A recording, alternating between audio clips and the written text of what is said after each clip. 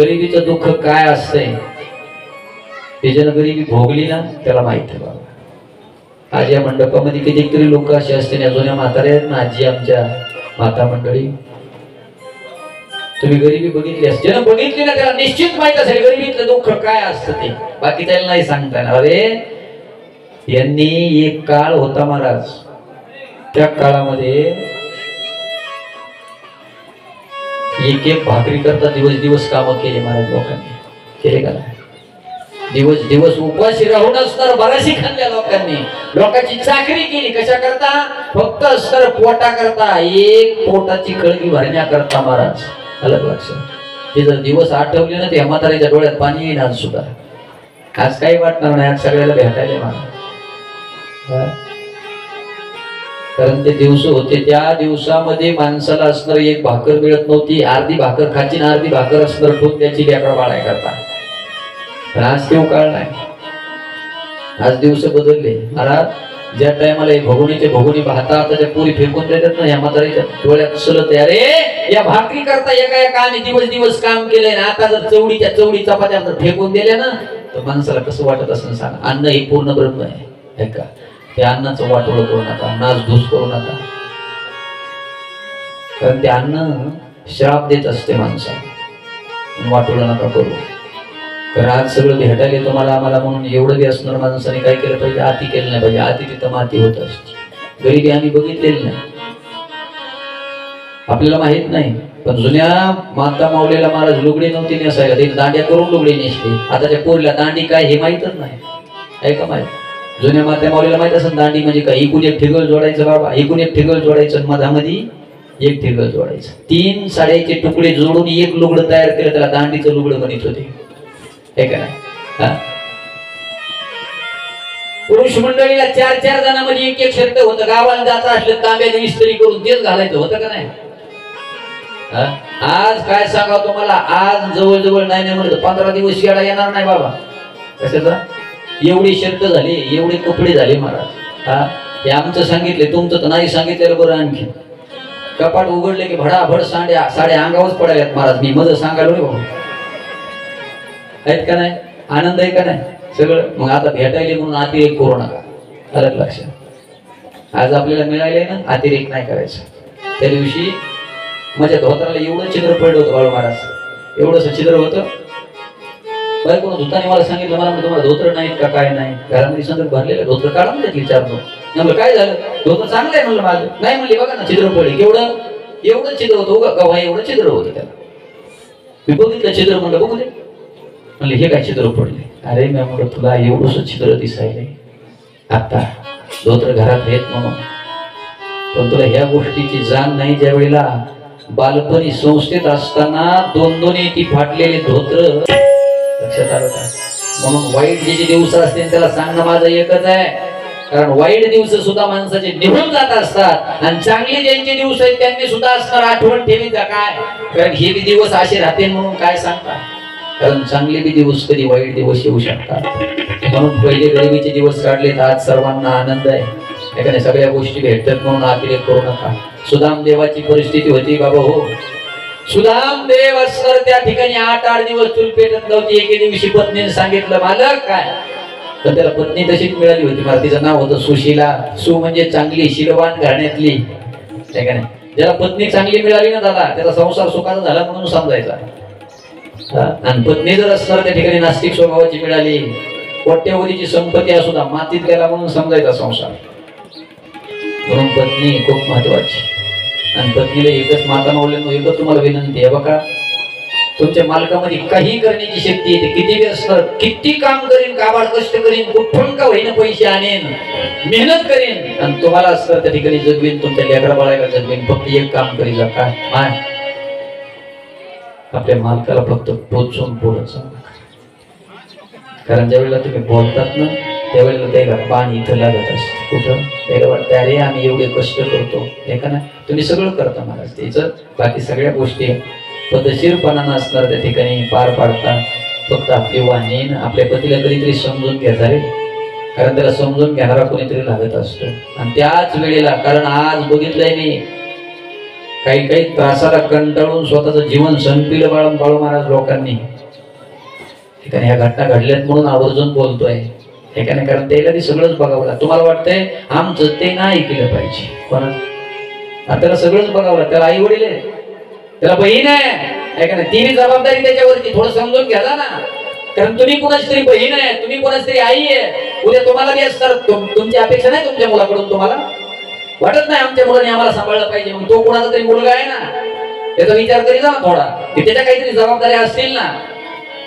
तेवढ्या जबाबदाऱ्या पार पाडून सुद्धा तुमच्या करता काही ना काहीतरी तो करीत असतो. तो मालक असतो, तो पती असतो, तो पती परमेश्वर आहे. त्याला भावाकडे बी कधी बघावं लागतं, कारण भावानं बी त्याचा सांभाळ केलेला आहे रे, वडिलांनी त्याचा सांभाळ केलेला, आईनं सांभाळ केलेला आहे. म्हणून साथ द्यायचा आपल्या मालकाला. त्या पत्नीनं साथ दिली महाराज कोणाला? आपल्या मालकाला. बिकट काळामध्ये साथ दिलेली. सांगितलं मालक तुमची परिस्थिती तशी जरी असली तरी 8-8 दिवस पत्नीला असणार उपवास धरायचा, पण बाहेर गुज काढीत नव्हती, गोष्ट काढीत नव्हती कधी. तर एके दिवशी तिनं सांगितलं मालक तुमचे असणार मित्र आहे ना बालपणीचा. म्हणले हो, तो द्वारकेचा राजा झालेला आहे, मग जा ना त्याला काहीतरी देईल. ते म्हणला हा पा तो देव आहे आणि मी त्याला देव समजतो, माझा मित्र जरी असला तरी मी त्याला मुखानं काही मागणार नाही, नका मागू, त्याला चटकळत आहे जाते तरी. पण त्यानं सांगितलं मित्रद्वार, गुरुद्वार आणि देवद्वार रिक्त हस्ते जाऊ नये, रिकाम्या हाताने गेलं नाही पाहिजे, याकरता काहीतरी द्यावं लागलं. काय द्यावं? शेजारीच्या इथे गेली, तिला म्हणली अगं ऐक ना, काय ए माझं ऐक ना, थोडी मुठभर पोहे दे ना उष्ण. ती म्हणली माय अगोदर तुला 3दा उष्ण दिले, तो परत दिलं नाहीस, तेवढं देऊ का आता? हे बघा उष्ण बी कोण कोणाला देत असते दादा, ज्याच्याकडून येण्याची काहीतरी अपेक्षा आहे. हा मेरा भिकाऱ्याला कोण देणार सांगा? ज्याच्या नाव भूमिहीन माणूस आहे एखादा, त्याला कोणी देईल का 10,000 रुपये? ते म्हणतं येण्याची अपेक्षाच नाही, काही तू काम धंदा करीत नाही, काहीच नाही. उष्ण कोणाला देत असते ज्याने ज्याच्याकडून येण्याची अपेक्षा आहे त्याला. ती म्हणली 3दा अगोदर दिलंय. ती म्हणली ऐक ना ग, आमचे बी दिवस बदलत आहेत ग, येईन एक दिवस सोन्याचा, आणि ज्या दिवशी सोन्याचा दिवस येईल ना, इमानदारीनं सांगते तो सगळं परत करेल ग. वेळ प्रत्येकाची बदलत असते ऐका, कारण वेळ थांबून राहिलेला नाही. सकाळून सूर्य असणार इकडून असतो, दुपारून इकडे जात असतो. सावली झाडाची बदलत असते, म्हणून वेळ बदलत असते, हे का नाही? सांगितलं आमची बी वेळ बदलल ग, देत घरी फक्त. सांगितलं काय हरकत नाही. मूठ धरली अशी, डबा झाडून द्याला महाराज पोह्याचा. पोह्याचा काय ह्याचा हो बुगदा होता उगा बांधला पुरचुंडी. आणि सुदामदेव निघाले महाराज कुठं? द्वारकेला भगवंताच्या भेटी करता. देवाला कळायला सुदामा यायला लागले, त्याच्या अंगात शक्ती नाही. देवाने पहिल्याच रात्री उचललं आणि एकदम द्वारकेच्या जवळ आणून ठेवलं. याला वाटलं मी असणार 2-4 दिवस प्रवास केलाय. तो कोण गेलता सुदामा? लांबून बघितलं द्वारका चमचम चमचम चमचम चमच लागली. वा हीच रे म्हणला माझ्या मित्राची द्वारका, काय चमचम चमकायला लागलेली. लांबून बघितली महाराजांनी, तिथंच आनंद झाला, आनंदानं नाचू लागला. हे बघा ज्या मित्राला मित्राचं वैभव बघितल्याच्या नंतर आनंद होते, जीवनातला खरा मित्र ती आहे. आणि मित्राला मित्राची प्रगती बघितल्याच्या नंतर हे पोटात जळतही. समजा त्याच्यापेक्षा 1000 पटीने शत्रू बघा. काय करायचा मित्र? शत्रू तरी समोरून वार करेल, काय का? पण आपल्या मित्राची प्रगती पाहिल्याच्या नंतर मनामध्ये आनंद झाला पाहिजे. आमच्या बाबाच्या मनात आनंद झाला आणि त्याच ठिकाणी नाचू लागले बाबा. ते